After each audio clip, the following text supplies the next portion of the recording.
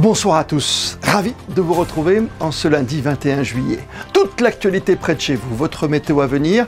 Et en cette période estivale, on va s'intéresser à la santé du marché de l'intérim à Monaco en compagnie du directeur de la filiale Adecco en principauté, Renaud Durand. Parmi les grands dossiers de l'été à Monaco, les risques liés aux soirées trop arrosées. Reportage en immersion ce soir auprès de l'association Be Safe qui lutte contre les dangers de l'alcool au volant. Le deuxième concert de la saison au Palais Princier et puis un tout nouveau trophée pour le rugby à 7 monégasque avec un titre de champion d'Europe pour les moins de 18 ans obtenu à Budapest ce week-end. Nous serons avec le vice-président de la Fédération monégasque de rugby, Thierry Dantès. Enfin, votre Focus Info sera consacré à la fin de votre journal aux activités du centre de loisirs Prince Albert II à la Turbie. La prestation de serment du nouveau ministre d'État, Christophe Mirmand, a eu lieu ce matin au Salon des Glaces du Palais Princier. L'ancien directeur de cabinet du ministre des Outre-mer en France, Manuel Valls, a pris ses fonctions devant le Prince Albert II accompagné de la princesse Charlène.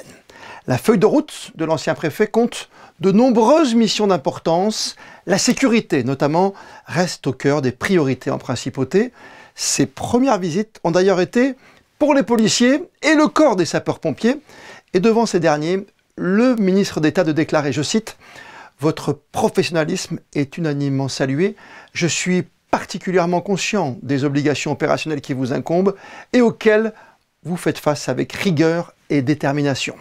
Je souhaite d'ores et déjà vous réaffirmer la volonté des autorités de vous accompagner activement dans les évolutions à venir. » Et lors de la visite ensuite à la direction de la sûreté publique, le ministre d'État de rajouter « À Monaco, la sécurité est un bien commun, le fondement même de notre vivre ensemble et de l'attractivité de la principauté.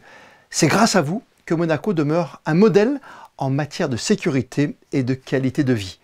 Continuez avec la même détermination à servir la principauté. » Fin de citation.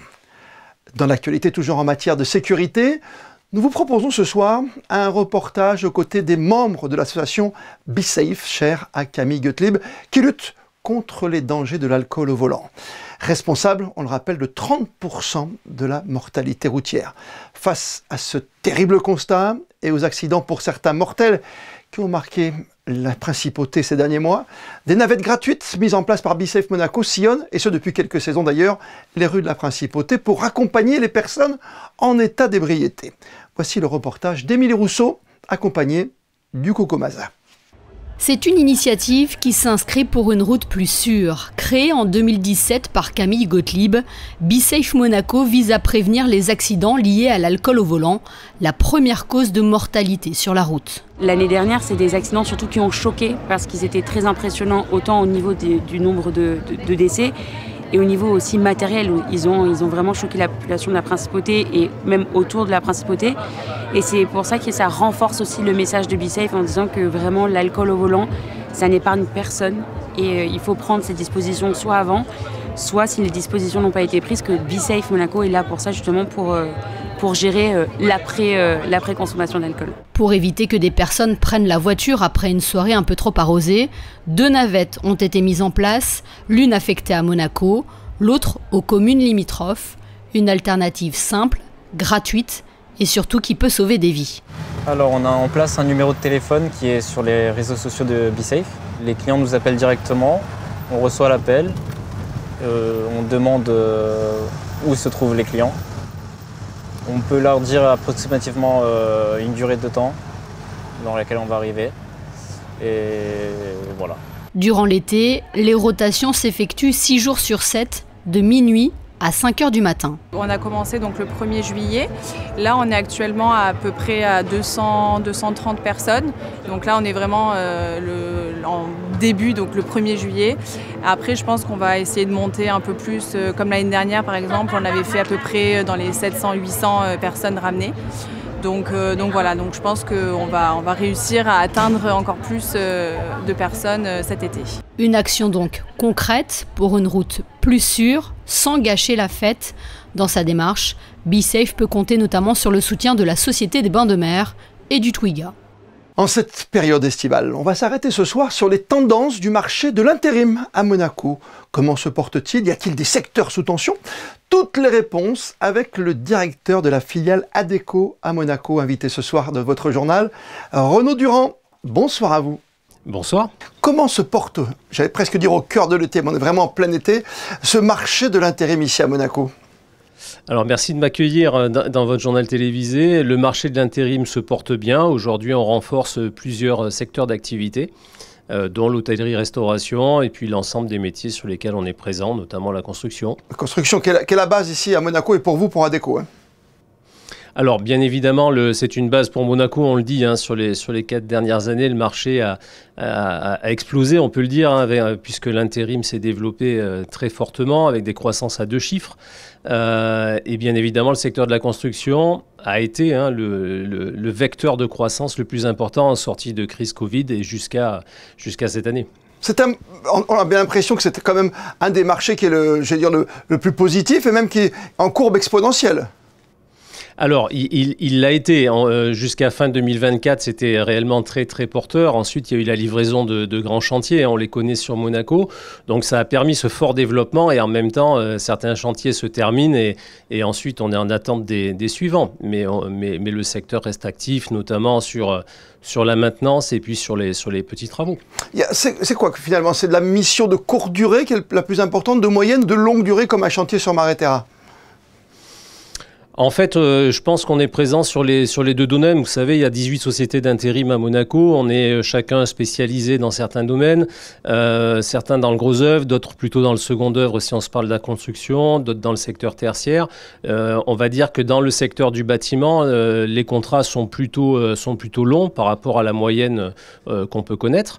On sait qu'un intérimaire sur 2 travaillait dans la construction en 2024 et que ça pesait 70% du nombre d'heures travaillées. Donc on voit bien le ratio qui est important à ce niveau-là. C'est clair. C'est 10% du marché de l'emploi, c'est ça l'intérim à Monaco?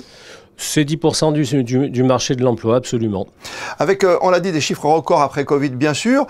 Il n'y a pas que le bâtiment, même si on sait qu'il y a encore d'autres projets qui vont arriver, qui vont donc apporter encore de la main-d'œuvre et des solutions grâce notamment à vous. Il y a aussi la restauration au cœur de l'été.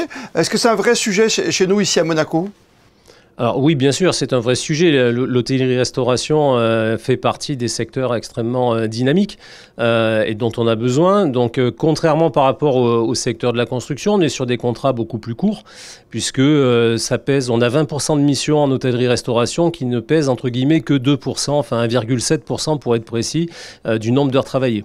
Et pas de pénurie chez nous au niveau des employés, parce qu'on sait qu'en France, par exemple, dans un pays voisin, c'est compliqué de trouver du personnel pour l'été ou pour l'hiver, hein. Alors, j'allais dire que la complexité est la même, c'est-à-dire qu'en fait, on est quand même très organisé dans ce qu'on appelle le sourcing des candidats, c'est-à-dire qu'on se prépare à ces périodes-là d'activité. On sait que l'intérim, on joue notre rôle, où on permet d'amortir le marché à la montée et à la descente. Et notre job principal, c'est d'aller sourcer les bons candidats pour pouvoir répondre aux entreprises de la principauté. Et dans l'ordre, finalement, les secteurs les plus importants pour vous, ça reste, on l'a dit, le BTP, c'est les travaux, la construction. C'est aussi, derrière, il y a quoi? Derrière, c'est quand même l'hôtellerie, la restauration, puis ensuite, il y a le commerce, la banque. On a le commerce qui est toujours dynamique, on a l'industrie, alors on parle de mutation sectorielle parce qu'il y a 15 ans en arrière, c'était 40% de notre volume d'affaires. Aujourd'hui, on sait que l'industrie est plutôt à 6% du nombre d'heures travaillées l'année dernière, donc forcément il y a cette mutation sectorielle qui s'est faite, mais l'industrie fonctionne encore et notamment sur certains secteurs de pointe. Renaud, j'ai bien envie de vous demander quand même s'il y a un secteur aujourd'hui où il y a une petite pénurie. Est-ce que par exemple c'est dans les nouveaux métiers, est-ce qu'on trouve des gens, métiers d'avenir peut-être dans l'intelligence artificielle? Bien sûr, on peut parler du numérique dans son ensemble. Le numérique est un secteur qui se développe rapidement. Donc effectivement, ça fait partie des secteurs qui comptent aujourd'hui. Et on n'oubliera pas bien évidemment le secteur bancaire, le secteur du tertiaire également. On sait qu'à Monaco, la compliance a une importance toute particulière, notamment avec les dispositifs comme Moneval. Donc ça a créé aussi des besoins dans ces domaines de compliance. Et puis donc certains des confrères travaillent également, nous, dans ces domaines-là. On vous souhaite un bel été, une belle rentrée, bien sûr. Ensuite, pour le marché de l'intérim, grâce à vous, on a fait un petit tour vraiment complet, tour d'horizon, ce soir sur Monaco Info. Merci à vous. Renaud Durand d'avoir été notre invité ce soir. Merci, bonne soirée. Le deuxième concert de la saison au Palais Princier, sous la direction de Kazuki Yamada, le chef de l'Orchestre Philharmonique de Monte-Carlo, avec en soliste, attention au pluriel, les frères Luca et Arthur Hussen. José Sacré était sur place.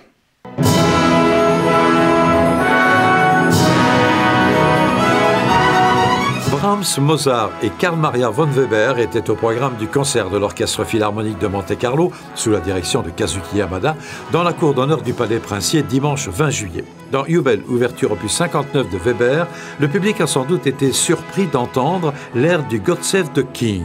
Explication, dans sa version allemande, cet air était devenu l'hymne du royaume de Prusse.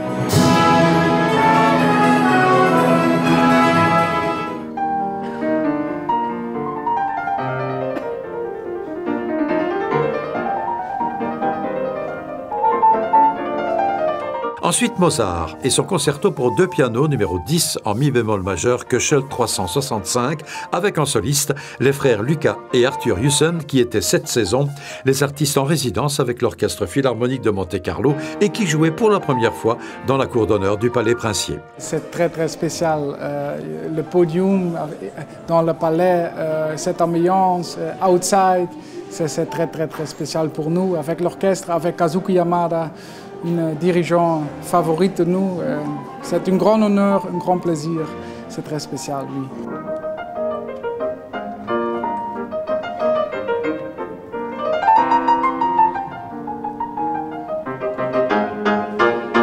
Mozart avait 23 ans lorsqu'il a composé ce concerto à Salzbourg, à une époque où il n'était pas particulièrement heureux.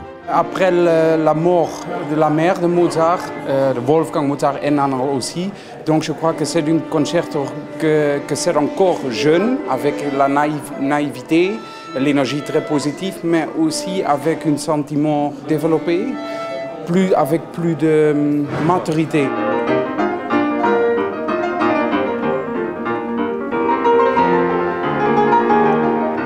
Prochain concert de l'Orchestre Philharmonique de Monte-Carlo le 27 juillet au Grimaldi Forum avec au programme Liverpool Oratorio de Paul McCartney et Carl Davis avec le très réputé CBSO Chorus, le chœur d'enfants de l'Académie Régnier 3 sous la direction de Kazuki Yamada. Quand l'opéra rencontre le tango, on connaît et on apprécie cette danse populaire originaire de Buenos Aires, en Argentine, et les superbes mélodies qui l'accompagnent. Eh bien, un groupe de musiciens et de danseurs s'en est emparé pour revisiter ce genre en opéra mêlé au théâtre. Une pièce qui sera jouée en septembre prochain au Théâtre du Fort Antoine. Théo Schumer et Lionel Bernardi ont assisté à une première répétition chez l'un des artistes à Monaco. Ce sont des airs familiers empreints d'originalité, l'opéra tango. Un seul nom mais deux univers pourtant pas si différents que ce groupe a souhaité mettre à l'honneur sous l'impulsion de Fabrice, le chanteur et producteur du spectacle. L'opéra tango, c'est une mixité, un mix entre le lyrisme et le rythme du tango. C'est d'un point de vue de l'interprétation, on est vraiment dans le vérisme. Ça fait penser un peu à la bohème de Puccini, dans une ambiance très pauvre, avec une voix assez proche de Puccini, assez déclamée également, mais le rythme est excessivement tango. L'œuvre navigue entre comique et tragédie, puisqu'il s'agit en réalité d'une pièce de théâtre, Matteo, créée par le dramaturge argentin Armando Discepolo. C'est elle qui sera retravaillée en opéra théâtral avec bien sûr les costumes d'époque pour rappeler le tango et raconter cette histoire si particulière. Es una obra que fue escrita alrededor de los años 20, 1920, y trata de la vida de un cochero italiano, inmigrante en Buenos Aires, que ante la situación de pobreza tiene que elegir entre ser un cochero de automóvil, un taxista, o tiene que entrar en la mafia para poder sostener a su familia. Y está en este dilema. Es una obra que, como el original, tiene 3 actos, al modo tradicional. Tiene una estructura netamente de la ópera europea, pero como yo digo, está construida con los ladrillos y mattoni de la música argentina, en este caso el tango. Es básicamente un drama coloreado por situaciones cómicas. Ce dimanche matin, près de 2 mois avant la représentation, c'est en petit comité que le groupe répète dans l'intimité de l'appartement du chanteur Fabrice. La pianiste Catherine Nikitine est présente ainsi que le compositeur Martin Palmieri venu en personne. Mais le jour J, ils seront bien plus nombreux avec 7 chanteurs lyriques, 2 danseurs et un orchestre. La pièce prendra alors une allure qui risque de surprendre avec même des jeux de lumière en prime. Et c'est au Fort Antoine que la magie opérera les 12, 13 et 14 septembre prochains. Un nouveau titre de champion d'Europe pour le rugby à 7 monégasque cette année, avec la victoire des moins de 18 ans à Budapest samedi soir.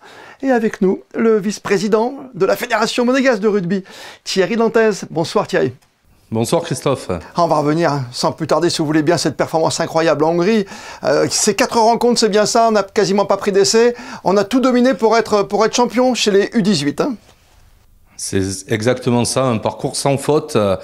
4 victoires en poule et une finale contre l'Autriche que l'on dominait également avec un résultat 22-0 à la fin. Donc on est plus que satisfait. Ah, c'est la belle santé, c'est la belle jeunesse de Monaco hein, en rugby à 7. C'est ça, avec beaucoup d'espoir, puisque nos seniors ont déjà performé, mais on est très content que les jeunes arrivent pour les pousser un peu et apporter leur fraîcheur. Ah, on aime bien Andorre, hein, visiblement, parce qu'on n'a pas été trop mauvais non plus lors des Jeux des petits États, puisqu'on s'est couvert d'or. Exactement, Andorre, c'est un pays qui nous convient parfaitement, puisqu'on a gagné là-bas les Jeux des petits États, et 3 semaines après, on y a regagné le championnat d'Europe avec les seniors. Ah, les seniors qui vont donc pouvoir monter d'une catégorie pour expliquer au grand public. C'est ça, ils vont la saison prochaine évoluer en trophy, ce qui correspond à la seconde division européenne, juste en dessous des grandes nations que sont la France, la Grande-Bretagne et autres. Donc on va quand même avoir de gros pays, on va avoir la Roumanie en face de nous, mais on y va avec beaucoup de volonté et beaucoup d'espoir. On va revenir sur ces moins de 18 ans qui ont réussi la performance d'obtenir un titre de champion d'Europe samedi en Hongrie à Budapest. Pour eux aussi, il y a une accession directe pour monter un peu plus haut encore? Exactement, ouais. Il fallait pour eux être champion pour pouvoir monter, pour jouer en seconde division. Donc c'est chose faite. Donc voilà, l'an prochain encore du travail pour se maintenir et pour espérer une qualification aussi en quart de finale l'année prochaine. Ah, ils ont mérité leurs vacances, nos jeunes monégasques, non? Ouais, c'est le moins qu'on puisse dire. Ils ont beaucoup travaillé ces dernières semaines pour être fin prêts pour la compétition. Donc là, je pense qu'ils vont un peu profiter de leur titre et de leurs vacances. Quelles sont leurs forces et peut-être leurs faiblesses, mais ça on n'en parle pas trop? Alors, leur force, c'est qu'on a quand même de grosses individualités avec beaucoup de talent et le travail a été de faire de ces individualités une équipe. Et amené par Aurélien Lazzaro, ça a fonctionné. Il a su mettre les ingrédients pour que ces très bons joueurs deviennent une très bonne équipe. Et puis il y a vraiment l'âme hein, des Rouges et Blancs. On sort de cette fête incroyable hein, pour les 20 ans de règne du prince Albert II. On pense à la princesse Charlène qui est toujours à vos côtés aussi. Oui, tout à fait. C'était symbolique pour nous que de faire rayonner Monaco à l'international durant ce moment très fort pour la principauté. On a d'ailleurs eu le souverain et également notre présidente, la princesse Charlène, qui nous ont félicité durant la soirée. En plus, c'était une soirée particulière, c'est vrai, c'est tombé en même temps, on l'a annoncé en direct sur Monaco Info. Ce titre, on résume, titre de champion d'Europe, une montée pour, ça c'est pour les juniors, j'allais dire les moins de 18 ans, les seniors, donc eux c'est pareil, ça passe à qu'une classe plus, et puis on a quand même ce titre hein, des Jeux des petits États tout en or, hein, qui est quand même fantastique. C'est ça. Est-ce qu'on peut faire mieux finalement l'année prochaine, Thierry Dantez, ou pas? Alors, on va déjà essayer de se maintenir, d'être ambitieux. Après, avoir des titres dès l'année prochaine, ça serait inespéré. Mais on va travailler pour figurer au mieux. Et c'est sûr que là, on est quand même sur une année historique puisqu'on a gagné tout ce qu'on pouvait gagner cette année. Bientôt, en rugby à 15 jours, peut-être le tournoi destination. Ça existe dans le concert du rugby à 7, des grands tournois comme celui-ci? Oui, il y a des tournois, bien sûr. Mais pour nous, la fédération, avec les critères d'éligibilité que nous donne World Rugby, c'est-à-dire, nous, on ne s'adresse qu'à un public de monégasques, de résidents depuis plus de 5 ans ou de natifs à Monaco, c'est difficile d'avoir une équipe de rugby à 15 à l'international. Ouais, c'est pour ça qu'on se satisfait déjà avec un immense bonheur, immense plaisir et fierté de ce nouveau titre de champion d'Europe pour les U 2018. Après, on le rappelle, la montée des seniors et la victoire en Andorre. Merci Thierry Dantès d'avoir été avec nous. Plein de belles choses. Bon été, reposez-vous bien, revenez en forme et en force dès le mois de septembre. Merci beaucoup Christophe et merci à Monaco Info de nous suivre durant toutes nos compétitions et de relayer nos performances. Pour les fans de football et de l'AS Monaco FC, une séance de dédicace avec l'une des recrues phares cette saison, Ansu Fati, l'ancien joueur du Barça, qui va être présent au village AS Monaco sur le Pont Hercule à partir de 18h30 ce mardi. Et puis notez-le bien, avant la reprise le week-end du 15 août du championnat de France de Ligue 1, Monaco va s'offrir un dernier match de préparation face à l'Inter Milan, finaliste malheureux de la toute dernière Ligue des Champions. Ce sera le vendredi 8 août à 20h au Stade Louis II. Direction la Turbie maintenant, au cœur de la Pinède, où le centre de loisirs Prince Albert II accueille chaque année des centaines d'enfants de la principauté. Entre escalade, atelier cuisine, archéologie et même nuitée sur place, ce lieu unique associe aventure, apprentissage et surtout grand éclat de rire. C'est votre Focus Info, il est signé Vanessa Dessy sur des images d'Alexandra Marangoni et un montage de Sébastien Mésadri. À quelques minutes de la principauté, nichée au cœur d'une pinède de la Turbie, le centre de loisirs Prince Albert II accueille chaque année des centaines d'enfants de 3 à 12 ans. Pensé comme un véritable village éducatif en plein air, il propose mercredi et vacances scolaires un programme riche mêlant sport, culture, ateliers créatifs et mini-séjours. Il y a vraiment plusieurs étapes dans la préparation. Il y a beaucoup d'administratifs. Donc là, on est soutenu vraiment par une belle équipe de la direction de l'éducation nationale. Et puis après, il y a un travail de petites fourmis pour préparer les activités. Donc avec mon adjointe, il y a tout un travail de préparation sur le choix des intervenants, le choix des activités. Et après, il y a un gros travail de l'équipe d'animateurs qui propose vraiment de nombreuses activités. Déjà par ce que le centre, vraiment la structure peut nous offrir. Donc on a les terrains de sport, on a le terrain d'escalade, il y a la grande pinède, les salles d'activité et tout le matériel qui est à disposition. Donc là c'est vraiment l'équipe d'animateurs qui propose vraiment un tas d'activités. Et après tout ça est mis en commun et c'est comme ça que le planning se crée et voit le jour pendant les vacances. Alors ici on est dans le bâtiment mini-séjour du centre. Donc voilà, les enfants sont ici pour 3 nuits. Et ici, on est à l'étage des garçons. Donc on va voir un peu leur chambre, on va visiter. Et c'est le moment où ils doivent se laver les dents. Donc ils vont tous chercher la brosse à dents et le petit dentifrice. Au centre de loisirs Prince Albert II, les vacances prennent une tournure inoubliable avec des mini-séjours. Le temps de quelques nuits, les enfants partagent dortoir, rire éveillé, loin des écrans. Installés dans un cadre sécurisé en pleine nature, ces séjours favorisent l'autonomie, l'entraide et la magie des premières nuits sans les parents.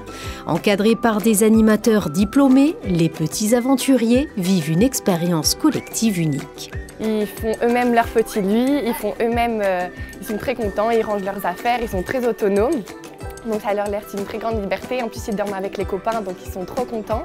Ils s'entendent énormément parce qu'on a énormément d'entraide. Voilà, tous les loulous s'entraident entre eux, c'est très beau à voir. Et oui, exactement. Il y a souvent les grands qui dorment en haut et les petits qui dorment juste en bas. Et souvent, ils s'aident à s'endormir, etc. Donc c'est vraiment super mignon à voir. Oui. Là, tu vois qu'il y a un trou. Tu prends tes pouces, tu les mets au milieu. Les enfants enfilent toque et tablier pour un atelier aussi gourmand qu'éducatif. Farine, œufs, chocolat, chaque ingrédient devient prétexte à l'apprentissage et au partage. Concentrés mais ravis, les apprentis pâtissiers préparent eux-mêmes leurs cookies qu'ils savoureront fièrement au goûter. Alors là, vous avez fait une pâte à cookies, d'accord? Est-ce qu'elle est belle, cette pâte à cookies? Oui.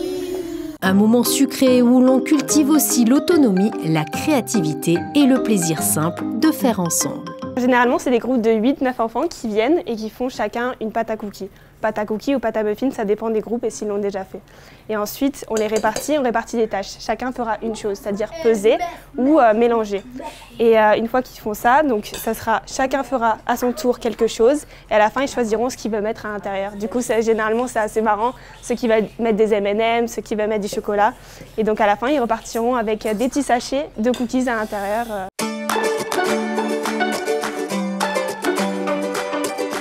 Pinceau en main et yeux grands ouverts, les petits explorateurs partent à la découverte des secrets enfouis du sol. Lors de l'atelier archéologie, ils apprennent à fouiller avec méthode. Une plongée ludique dans le temps qui éveille curiosité, patience et sens de l'observation. Si au bout d'un moment vous voyez qu'il n'y a pas le porte-clés, c'est sûrement qu'il n'est pas là.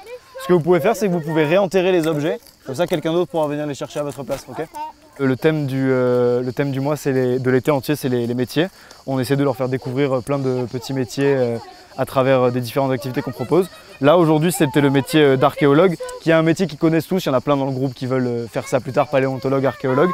Et donc, on s'est dit que c'était une bonne idée, surtout ici, parce que c'est tranquille, c'est à l'ombre, d'enterrer un petit peu, de présenter certains. Avant que vous arriviez, on a présenté certains outils de l'archéologue. On n'a pas pu tout trouver, mais on a expliqué pourquoi il y avait des pinceaux, pourquoi il y avait des outils plus durs, des outils plus pointus. Et donc on essaye de leur faire, en réduisant un peu la difficulté quand même, de leur faire un peu expérimenter ce que c'est le métier d'archéologue.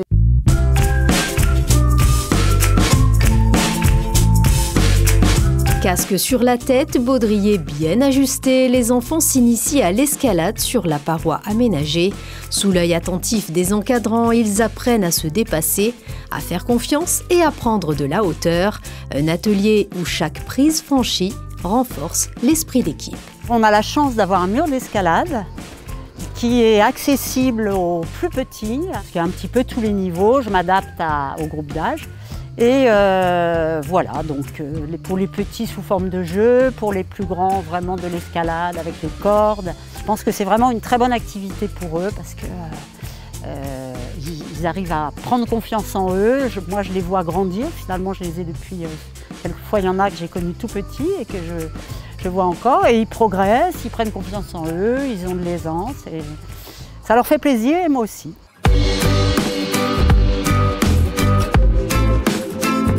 Rire, complicité et envie de recommencer, les enfants ne cachent pas leur enthousiasme après leur passage au centre de loisirs Prince Albert II. J'aime bien parce que c'est surtout qu'on fait des belles activités et qu'on fait des activités manuelles. C'est bien, on s'amuse et il y a des activités bien. C'est cool quoi, c'est trop bien. Moi j'aimais bien la cuisine. Parce qu'on a fait des cookies. J'ai aimé qu'on a fait des parcours avec des vélos. J'ai bien aimé toute cette journée et les animateurs, ils sont très bien pour nous. Au centre de loisirs Prince Albert II, chaque activité devient une aventure, chaque journée une découverte. Sport, culture, nature ou sciences, tout est pensé pour réveiller les enfants, développer leur autonomie et renforcer les liens. Un lieu unique où l'on apprend en s'amusant.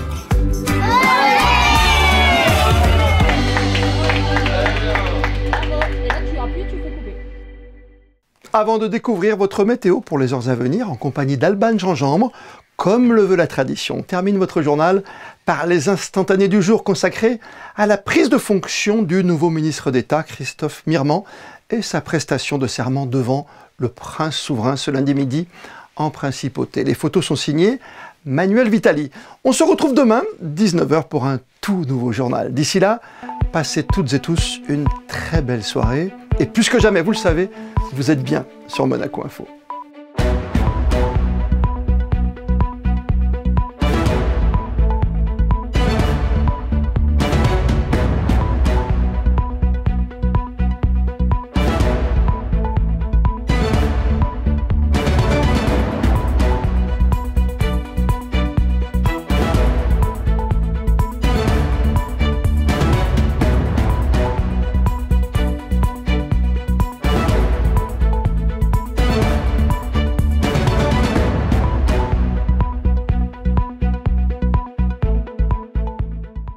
Retrouvez la météo avec Suisse Courtage, votre partenaire de confiance en assurance à Monaco. Protection sur mesure pour particuliers et professionnels.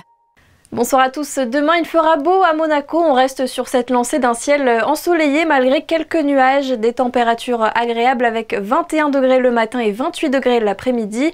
Un indice UV très fort en deuxième partie de journée et une eau à 26 degrés. La température idéale pour aller se rafraîchir au Larvoto.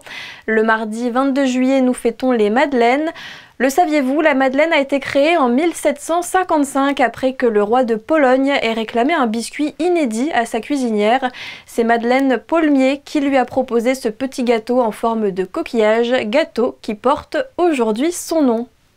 C'était la météo avec Suisse Courtage, votre partenaire de confiance en assurance à Monaco. Protection sur mesure pour particuliers et professionnels.